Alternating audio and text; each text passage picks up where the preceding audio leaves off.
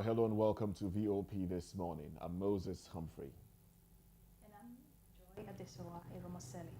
Well, the removal of petrol subsidy has increased poverty, so says NHRC. That's National Human Rights Commission. Plus, ministers designate to get 1.37 billion naira for accommodation. Now, these are the topics that we'll be looking at this morning on VOP this morning. But of course, first off, we'll get into what the cover pages are saying. And but as we do that, we'd like for you to subscribe to our page on YouTube. It's Voice of the People TV. That is Voice of the People TV. That's how we appear up on YouTube. But we do have Cyril Abako, who is VOP's in-house analyst, with us in the studio. Good morning, Cyril. Good morning, Moses. Good morning. Hope you had a restful Joy. one. Good morning. Yeah, well, perhaps restful enough to say thank God it's Monday. Okay, thank God it's Monday. Time to get back to the grind, get Yeah. back to making money. Exactly. Especially if you enjoy what you do. Of course, yeah, yes. exactly. All right, so let's head into the dailies now. We have, we're starting with the Vanguard newspaper. We have the Daily Trust as well. And if time permits us, we'll touch on the Punch and the Guardian. All right, so from the Vanguard newspaper, banner headline here, Niger, ECOWAS rejects junta's 3-year transition plan. Junta warns against foreign intervention. Talks between ECOWAS junta yield little results. Official says deep division exists within presidential guard. Notes majority of soldiers at presidential complex will flee if ECOWAS attacks. Pope calls for peace in coup-hit Niger. All right, and then when you go further up, you have brutally frank, many governors wealthier than their state's clock. NDLEA busts drug warehouse in Lagos, recovers 4.8 billion naira opioids. Tinubu appoints Momo as minister designates for Niger Delta. All right, and then you go further down. We have old age poverty to increase. I beg your pardon. Yes, old age poverty to increase as pension coverage stagnates, population rises. I take that again. Old age poverty to increase as pension coverage stagnates, population rises. Only 16% of workers have pension protection. Less than 5% of entire Nigerians covered. Analysts call for more creativity in pension products design. Also from the paper, we have energy crisis. Cost of solar system rises 120% to 550,000 naira as forex inflation worsens. All right, and then we have Isese Day, traditionalist, warn Yoruba monarchs against sacrilege. And we have something on sports. Spain beat England 1-0 to win Women's World Cup. Okay, so these are the headlines that we have from the Vanguard newspaper. Sarah. Well, obviously one can see that there's enough trouble to keep on busy in Nigeria if and enough to keep on fighting in West Africa. Because let me begin with the main story about ECOWAS and the junta in Niger. Why do you need 3 years to run a transition program? Babangida did his own in 8 years. Why do you need 3 years to do a transition program? Abdulsalam did his own in I think 11 months thereabout, because Abacha died in June. Or was it July 1998? Are you saying 3 years is too much? Because it's way too much. Of course now, because Babangida came to be president of Nigeria. He didn't come to hand power back to civilians. So he said he was going to run a transition program, and it lasted about 8 years. Every day it was transition until he became the transition himself. You know, now why? What do you need 3 years for to do a transition? Because at the end of those 3 years, you say the conditions are still not, are right, and 3 years is almost 90% of a 4-year term. What Abdulsalam did his own in just about 8 or 9 months. All right, because Abacha died in June or July 98, and by May of the following year, he had any power over. Of course, they may say form new political parties, register them, you know, then take some time to do the awareness and so on, maybe in 6 months. Then relatively short, but let's just say in 6 months. Then the remaining 6 months can now be for the election process into you know, all the tiers of government. But look, our contention is restore Bazoum. It's not cast in stone. If ECOWAS takes this bait or takes this decoy and begins to negotiate on when and how, then it means ultimately Bazoum's fate is sealed. But restore Bazoum. You have a legitimately elected president. Believe me, in 1998, if Abiola had not taken that tea and died, the reality, you couldn't have gone on to hold fresh elections when the winner of a subsequent election was still very much around. Of course. So, but as events will have it, you know, Abiola passed on. Talking about the Nigerian experience, you know, as Abiola died, they said, okay, since the winners, you know, we have to organize fresh elections. So, yeah, so we must be careful. Is ECOWAS negotiating with the junta now based on the timeline, or they are saying we are not buying this talk about transition? There must be a handing of power back to Bazoum. Otherwise, every country can allow for soldiers to come in, stage a coup, then do transition. If that's the new ECOWAS template, and if it exists anywhere in ECOWAS's laws that when there's a coup, they can go and negotiate for the people to do transition, it's fine. But if it's not there, I think they need to insist. Okay. They need to insist for this thing now, to be... Now, let's look at this NDLEA bust. Yeah. 4.8 billion naira. You could take it for granted that almost every Monday morning, they usually bust them on Sunday, Saturday and Sunday, if you've noticed. On, you know what I mean? So that on a Monday morning, you find that there is a major drug haul. There's a major bust. 4.8 billion. What has been going on? 4.8 billion, 30-something billion. Moses, let me be very frank with you. We haven't even gone halfway on the drug issue. I'm telling you this story. Because the people we are arresting are couriers. Are the peddlers, are the people who transport it. Not the masterminds. You've not gone, we've not gone to the masterminds yet. And like I say, people who are selling drugs under the bridge at Osho and Ojo Elegba don't have the war chest, don't have the money, don't have the capital to invest in drugs to the tune of billions. Please, it means that Moses, people who own billionaires, multimillionaires, cartels, consortia, are the people who are coming together to put these monies together. How much people, you and how much are we going to donate, contribute until we can raise $1 billion to now invest? You know, when President Buhari appointed Mara, the first drug bust in Lagos was the entire hall had a street value of 30-something billion. People said, what? What's going on? Like you asked just now, what's going on? What is going on is that what is going on is what is going on. And we've not seen enough of what is going on. We must get to the root of the people who sponsor, invest, direct, organize this crime against the fellow country. Sorry, against fellow countrymen and women. But who are they? They must be billionaires. Okay. They must be people who are very wealthy. Yes. But can't they still you know, link whoever is behind it, you know, from like nabbing the courier guys, like you said? Can't you know? Can't those ones now figure out exactly the person who is sending them, and then we can move from there? The drug world thrives on some sort of tradecraft. No. It's not loyalty. There's what they call tradecraft in espionage. Yes. You really don't know who is who because it goes down. As a matter of fact, yes, that's how it is. As a matter of fact, this person you arrest knows he's only one person. No, and that one person, he knows that one person as James. But up the chain, that James is known as Peter. Down somewhere else, that Peter is known as John. Down somewhere, that John is known as Kabiru. So you can never tell, you will never be able to tell who is who.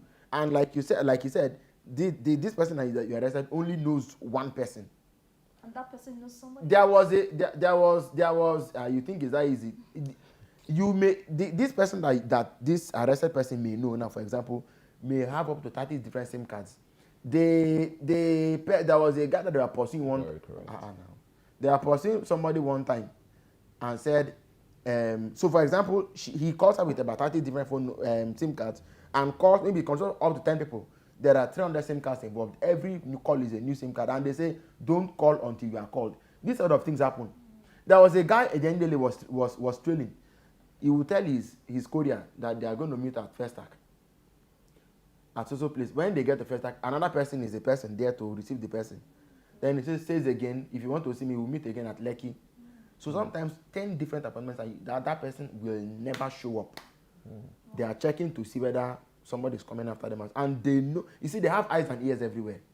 So it's difficult. But I can tell you that if we want to put our feet on the ground to do diligent intelligence gathering, it may have to involve interagency collaboration. It may have to involve real political will and determination to get to the of the matter. Now, lastly, because if we are willing to do it, I believe we can. Okay, sorry to interrupt you, because I want us to move on to another paper quickly. Lastly, from the Vanguard, I would like your response to this. Old age poverty to increase as pension coverage stagnates, population rises. And, the subheadline says that only 16% of workers have pension protection, less than 5% of entire Nigerians covered. And there we have a situation where ex-governors are collecting pension, their ministers as well. But then those that have done the work, building the country, nation, yes, are dying in penury. Yes. Serial. Yes, well, it's because we have not summoned the determination and leadership that can turn the tide. And frankly speaking, I've always said that certain things demand the legality of the law. That is what the law says, whether it should be or not be. But the true mark of leadership comes into the picture when the moral side of things when a leader feels that he has a moral burden to tell these governors who are now going to become ministers and say, sorry, those who are really going to become ministers, because the senators are in a world of their own. But they're going to say, if I'm going to make you minister, you, Wike, Umahi, and so on, Badaru, Matawale, and co, Atiku Bagudu, you cannot continue to take your pensions as governors. Deal or no deal. Shouldn't it be scrapped completely? Good. Then, on the other hand, Moses, this matter is, frankly speaking, it's criminal. Yes, it is. It's criminal. Absolutely agree. It's purely criminal. First, for the sheer humongous sum that is even involved. One, and secondly, look at when there was one whose belly was so big that his pensioners and he's packed 40 cars from government house to his house, until the police went and booted them out and said, "Come on, bring them back." Every year there's a new budget for their cars, new budget for housing, new budget for furniture, new budget for wardrobe, new budget for eyeglasses, new budget for how they cut their hair, new budget for what they eat.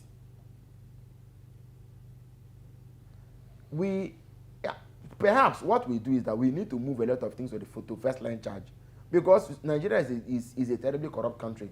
First line charge meaning that once money will be given, the presidency won't be in control of who gets what. Okay? Let's just be that once this money is approved, automatically the debiting just takes place, like they've done for judges now. I think the money will not come because the president needed to sign it. To come because it's automatic fiat. Perhaps if we did that. Now pensioners are dying. To go and collect your pension from state government or local government, sometimes they go and queue hours. There's always verification. Verification. And these same people who do verification, they would not be bothered about talking about technology or whatever, because they know that the manual thing that kills people gives them food to eat. We pray that the day will come and God deliver this country. But I can tell you that the deliverer of Nigeria must go back to the Sinai and look for Moses' rod. Amen to that. Amen to that. Let's touch on another paper. Esther? I beg your pardon. Okay. Joy. I'll have to take it from my phone here. Okay, so the next paper is Daily Trust, and the first headlines reads, Tinubu reassigns portfolio and appoints Niger Delta ministers. And the next one says, Benin, Niger, Togo owe Nigeria 132.2 billion naira energy bill in 4 years. Then also goes on to read, bandits kill 5 men, kidnap women, and rustle animals in Katsina. Then the major headline reads, ECOWAS rejects Niger junta 3-year transition plan. Then under that, we have Kano Tribunal, stop influencing judges, TMG cautions politicians. And moving further, it says, abandoned day-old baby dies in flood. And CBN brings back BDGs and introduces new operational mechanism. That's BDCs, actually. Yeah, BDCs, okay. Bureau de Change Operators. Yes, okay, Bureau de Change Operators. All right, so that is all about the headline. So, Mr. Cyril, you want to talk about the very first one, ECOWAS rejects Niger. Yeah, well, because of course, plan. Yeah, well, it was going to happen. I already touched on it when we were talking about when we were on the Vanguard. The fact is clear, the truth is on the table. You can't take it away. If ECOWAS wants to pipe low and eat the humble pie and say, okay, let's negotiate, let's do jaw instead of war, if they feel that diplomacy is the way to go, it is up to them. But I do know that history has taught us sufficiently that appeasement does not ever solve the problem. Tame the snake. It won't. If they had cut off Hitler's neck in 1938, he wouldn't have become the monster he became in between 39 and 45. But in fact, they were deceived, they were swooned, they were swayed, whatever it was, they played along with him. People who are toying with the Niger coup do not see the full picture. They don't know how far this thing is going to go. But I can assure you that Niger will not be the last place that coup is going to happen. And whatever you do in Niger now will become the template for what happens anywhere else when a coup takes place. So if Nigeria and our friends in ECOWAS are not have already run out of energy, it is up to them. And I wish them all the best. But nobody should cry foul when the red card is issued to yet another government in West Africa. Very well, Cyril. Away from all of that, here we see Tinubu reassigns portfolio and appoints Niger Delta ministers. Well, the president, perhaps on second thoughts, and perhaps because of I would like to call it statement that was issued over the weekend. The language of the statement was quite strong. It was a warning. I wouldn't say it was a threat, but it was a warning to the president by PANDEV, that is Pan Niger Delta Forum. It was a strongly worded statement. They said the president must tread with caution. What was really his reason for not willing to appoint a minister for the Niger Delta? So perhaps he has seen reason to do the needful, and now there's a minister for that ministry. And indeed, there was a lot of crisscrossing or cross-carpeting. We went from transport to, is it interior, to something else. From the one that was at sports was sent to now Niger Delta, Abubakar Momo. Someone else will be going to sports. And he has reshuffled the cabinet that has not even been sworn in. I said this the other day that I asked the question: should we expect a reshuffling? Now the reshuffling has started already, even before they are sworn in. Even before, yes. So it means that nothing is cast in stone yet. Does this give you the impression that this administration doesn't exactly know what it's doing? No. It just throws things, sees. That's an extreme way to put it. let me say the way I think I understand it. Okay. I've always said that the president loves to make friends rather than enemies. I've told you this several times on this platform. I've also said that we are heading for a one-party sort of arrangement where there will be only one. Maybe other parties could exist, but there's going to be a de facto political system. Wike, PDP now going to visit Ganduje. Wike seems to have more friends in the PDP than APC than he has in the PDP. Right now. Now, let's say subtle threat, saying, Mr. President, you cannot not appoint Minister of National, and the president said, no. Why are you angry? Is it minister you want? I will give. Trying to please everyone. Wow. Are you with me? So he would rather not make friends. Make enemies. He will make friends. I suspect that this may be the president's own undoing. His desire never to rock the boat. His desire not to have turbulent waters. Rather, he will keep expanding the boat. Expanding. Anybody who is aggrieved, just come on board. Just come on board. Instead of us having... So that's where I'm seeing... It may be his undoing because, I mean, you cannot dance to everybody's tune. Of course. You are leader, you are president. Now, over the weekend, we saw that... Are you aware that Moses, that we strongly suspect subsidy is back? We strongly suspect it. The marketers are asking the government to explain it. The landing cost has increased because of the dollar.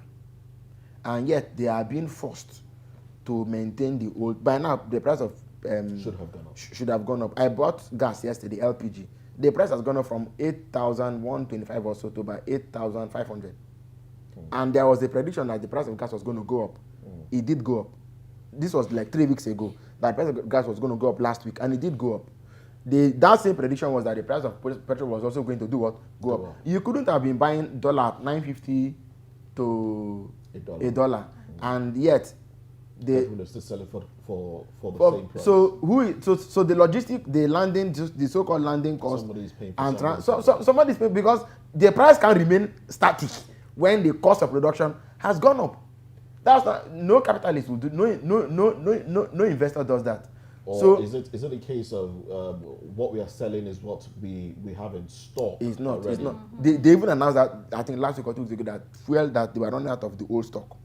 It was on one of our headlines. Now, let me just quickly wrap up the thought this way. You read now that they brought back BDCs. Yes. What does that mean?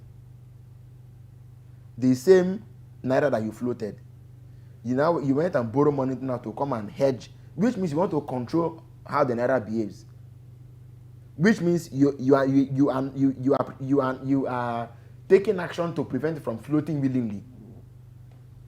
You get where I'm going? They borrowed $3 billion from Afrexim Bank to defend the naira, so that the naira doesn't just continue to move, because floating the naira means that they've taken their hands off how the naira performs. Let demand and supply determine how the naira behaves. But now it's like with the borrow. So one, you took subsidy off. You now saw that you needed to bring it back. Do you recall that some weeks ago, last week, there was an exclusive story from the cable that said president considering temporary subsidy on petrol. They did not refute that report. I didn't say Ajuri Ngelale, Dele Lakenemedi refuting and saying no, we are not going to do that. Which means there's a possibility. Which means somebody wanted that story actually to go out as a pedal on which they will jump and bring in the subsidy, which I suspect has been brought back. Okay, and now they have in broad daylight, they say we are bringing back the BDCs, and you borrow money to defend the naira. So, or could this be the government's reaction to fear? Last week I think Labour came to say that if the price of fuel increases, they would go on a strike and all of that. So do you think this is the government's way of, trying to prevent that from happening and going all the way to make sure that the price of fuel... No, so they didn't even need Labour to make that threat. You see, the point is, Labour or no Labour, when suffering gets to a point, when matters come, Nigerians will themselves take their destiny to their own hands. And that's what this president doesn't want at all. You see now, they've already moved food out. The price of fuel didn't go up, and they say that they're going to be distributing rice and meat to Nigerians. So everything they are doing now is they are trying to curtail the damage. Now the point, but Moses, let me bring this in. Do you see now that where you were saying that they perhaps don't know what they want to do, and I thought it was an extreme way of putting it. But do you see now that you insisted on subsidy going? Now subsidy apparently has gone, but if you're bringing back some form of subsidy, we are buying this thing fuel for 200 naira only a few months ago, and with subsidy we are now going to be buying it for how much? 500 or something. 500 who is wise and who is not showing the wisdom here now? You see what I'm saying? Government does not have to pander to people's opinion. What you do, you consult and ask questions. And you can never consult, and you can never get to the end of consultations.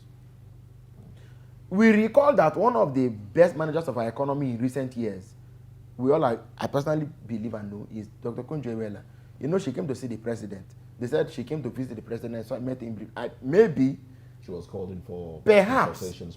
Because you see, managing an economy is not the same thing as being an accountant, being a banker, being a theorist, or being a thinker. Managing an economy is actually, economic management is actually a branch of economics. So where are Nigeria's economic managers who must be brought on board to say, you are the economic management team? Now, understanding economics is one thing. Even P2B understands economics. The president understands economics. He's an accountant by training. But managing an economy is a lot, and you cannot bring in an entirely new crop of people to manage the economy. You will fail.